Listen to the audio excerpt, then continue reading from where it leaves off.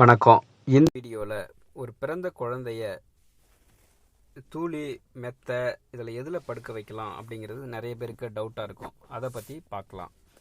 குழந்தைக்கு தூளி மெத்தை பாய் நவீன தொட்டில் ஆகியவற்றில் எது சிறந்தது, எது குழந்தைக்கு நல்ல ஆரோக்கியத்தை தரும் என்பதை பற்றி பார்க்கலாம். ஒரு தன் தாயின் வயிற்றில் 9 மாதத்துக்கு மேலே இருக்கும் குழந்தை பிறந்த பின் படுக்கையிலோ இல்லை தாயின் மடியிலோ இல்லை தூளியிலோ சரியாக தூங்குமா? தான் படுக்க நிலையை குழந்தை எப்படி பழகிக்கொள்ளும்? குழந்தைங்களுக்கு தூளி மெத்தை பாய் நவீன தொட்டில் ஆகியவற்றில் எது நல்லது, எது குழந்தைக்கு நல்ல ஆரோக்கியத்தை தரும் அப்படிங்கிறத பற்றி பார்ப்போம். பொதுவாகவே குழந்தை தன் தாயின் வயிற்றை விட்டு வெளியே வந்ததும் தான் படுக்க நிலையை மாற்றிக்கொள்ள பழகிக்கொள்ளும் சிரமப்படும். நம் முதுகு எலும்புகள் லேசான வளைவு தன்மையுடன் இருக்கும். தாயின் வயிற்றில் பனிக்குட நீரில் இருந்து குழந்தை பந்து போல சுருண்டி கொண்டு ஒரு 9 மாதங்கள் இருந்து பழகி இருக்கும். திடீர்னு தன் படுக்க நிலை மாறவே குழந்தைங்களுக்கு புதிதாகவும் அது இயல்பற்றதாகவும் இருக்கும். பிறந்த குழந்தைகளை சமதளமான தொட்டில் படுக்க வைக்கும்போது குழந்தைகளுக்கு உடல் ரீதியாக பாதிப்புகள் ஏற்படும்.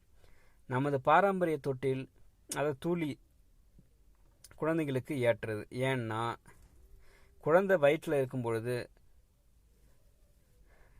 இருக்கும் நிலையில் நம் பாரம்பரிய தொட்டில் தூளியை அதை கொடுக்கும். கட்டில் போன்ற சமதளமான தொட்டில் குழந்தைகளுக்கு அவ்வளோவா பொருந்தாது.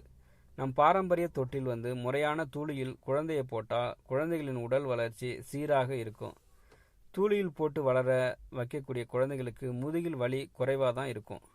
தூளி படுக்கும் குழந்தைகளுக்கு தாயின் மார்போடு ஒட்டி இருப்பது போன்ற ஒரு உணர்வு இருக்கும். ஒரு விதமான கதகதப்பான உணர்வுகளும் அவர்களுக்கு கிடைக்கும்.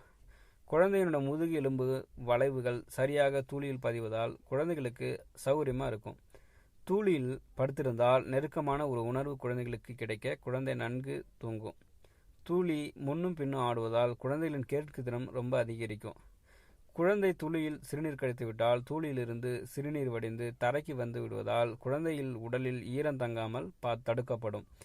புரண்டாலும் குழந்தை கீழே விழ வாய்ப்பில்லை. குழந்தைங்களுக்கு தூளி பெஸ்ட்டு. குழந்தைய தூளியை படுக்க காலும் தலையும் சற்று உயர்ந்து வயிறு முதுகு பள்ளமான இடத்துல இருப்பதால் குழந்தை உண்ட உணவை வாந்தி எடுக்காமல் குழந்தையால் நிம்மதியாக தூங்க முடியுது. தாயோ தூளியை ஆட்டுவாரோ தூளியை ஆட்ட குழந்தையால் தன் நேர்கண்ணால் பார்க்க முடியும். இதனால்தான் மாறுகண் பிரச்சனை வராமல் தடுக்கப்படும். தூளியில் தூங்கும் குழந்தைகளுக்கு மன அமைதி கிடைக்கும். நவீன தொட்டில் முறை மெத்தை விட தூளியே குழந்தைங்களுக்கு ஆரோக்கியத்தை தரும்.